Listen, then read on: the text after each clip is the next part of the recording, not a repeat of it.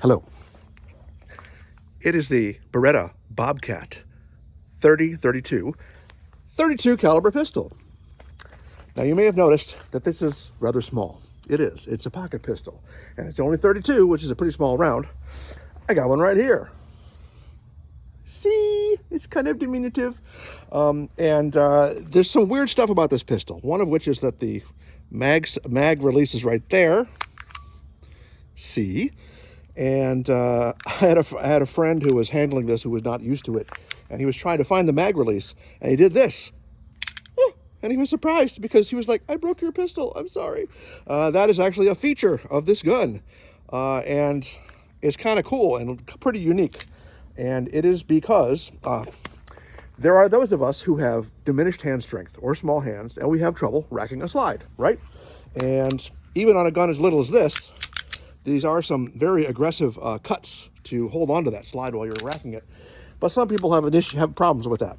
So what you do with this one is you can load up your mag with your 7 rounds, because it holds 7 rounds, and then you do your little tip-up feature. You blow off your pocket lint from your extra bullet, and you drop it in. And now you lock it up, and you're just a double-action trigger pull away from emptying out your gun and having access to all 8 rounds now. And let's do that now.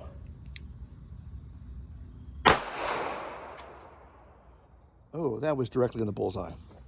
And it bit me already. I think I earned that bite. Did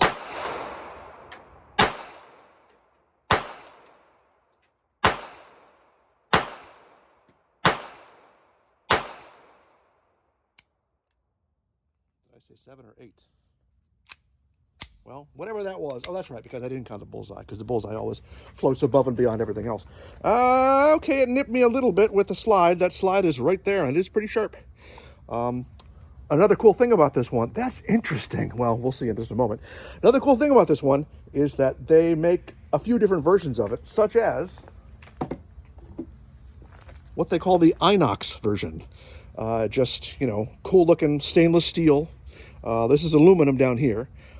Same as the other one. This has the kind of standard grips. Those other grips are aftermarket. And operates the exact same way, on the exact same principles. And we're going to do the exact same thing. That's why you don't cock it first. That's the whole point. You don't have to rack it, right? So now we only got 7 out of this. But I do want to do double action for the first one because I got very good results with that first double action shot. Okay, we're going to try the other target so we can compare and contrast the 2 pistols. Again, that was a bullseye. I'm going to do the rest double action.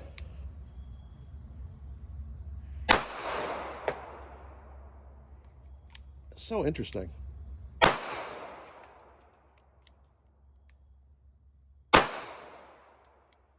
Man, that is incredible.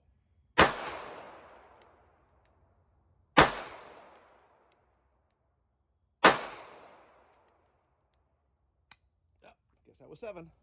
Yep. Okay, well, let's talk a little about these guys. This is the main guy. This is the secondary guy. And we'll come back and shoot some more. I do want to take a look at these before I mess them up with round 2 of shooting. And that is, this was the first one, that first double action shot, and then the single action ones were all down here.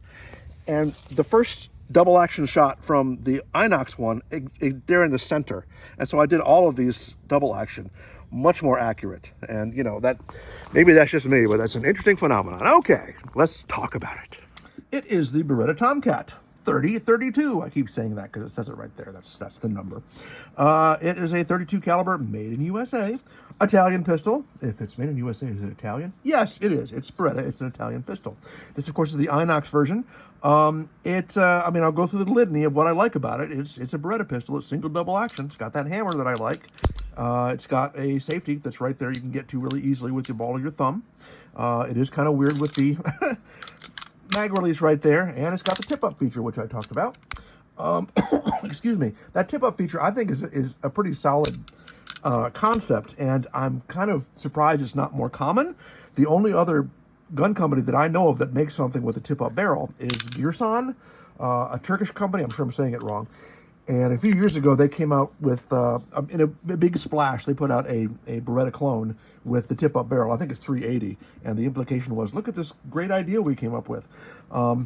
But this is a very handy little guy. The sights, of course, are pretty minimalistic. I mean, these at least are drift adjustable. And when I was thinking about this before shooting it today, I was thinking that in a gun this size, that's, for what it's intended to be used for, close range, the sights are almost an afterthought. You almost don't need sights. But I got some pretty good accuracy out of this guy, especially in double action.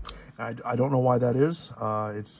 It's very surprising and pleasing. The other one, which is my original one, I kind of messed it up because I was taking it apart and I ruined its ability to do double action. I don't know what it is. It'll do single action, but double. So something came undone in there while I was messing with it, and so I might be able to figure that out. But it's a shame. I think this one's cooler. These are not the grips it would have been sold with. I got this used several years ago, and it had these when it came with it. I'm pretty sure these are sold with the black plastic grips. They also make a BOBCAT that is called the Covert BOBCAT, and it is. It has a wood grip. It's black like that one, and it's threaded for a suppressor for all your 32 caliber covert needs. And they used to make one called the Alley Cat that had a tritium front sight, and that is pretty adorable. They also make the BOBCAT, which is 25 ACP and 22 long rifle. They make it those two different styles, and I think it's pretty charming that anyone is still making anything that shoots 25 ACP. 32 ACP is pretty tiny. They call this 7.63 millimeter Browning in Europe. I think that's right, 7.63, and it's certainly considered too small for anyone's good these days. 9 millimeter is considered the smallest reasonable self-defense round by most people, I think. But 32 ACP was adequate for a lot of militaries and a lot of police coming up into the Second World War all around the world, but no longer.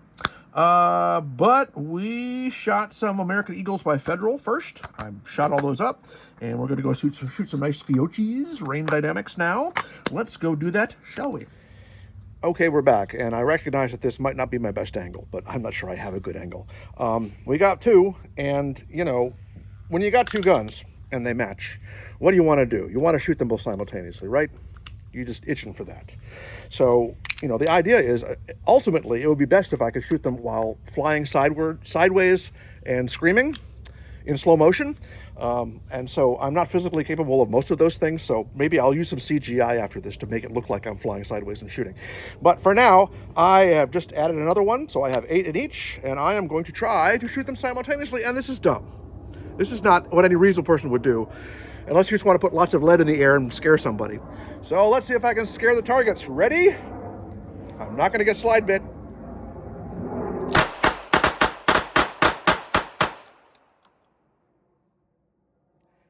I'm not a lefty. Did you notice that?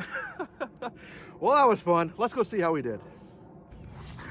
Yeah, you don't shoot two-handed because you can't aim both of them simultaneously, right? I mean, if you're intimately, deeply familiar with your weapon, maybe you could do that instinctively. I think on this target, that might have been one of the ones. I think all of these were already there. Now, 1, 2, 3, 4, 5, 6, 7, 8. Now, that was my original ones. And over here, I think I got maybe those. And that one. That's right. This is a new. There they are. I just put I just set this one up today. So those are all from that. Okay, well, great. Lesson learned. Very, very accurate when you shoot both hands simultaneously. And this is a good gun to do that with, because there's not too much recoil. It's a little bit of recoil. You can feel it, but it's a small bullet. It's a small gun. It would be an excellent pocket pistol. And it is adorable, isn't it?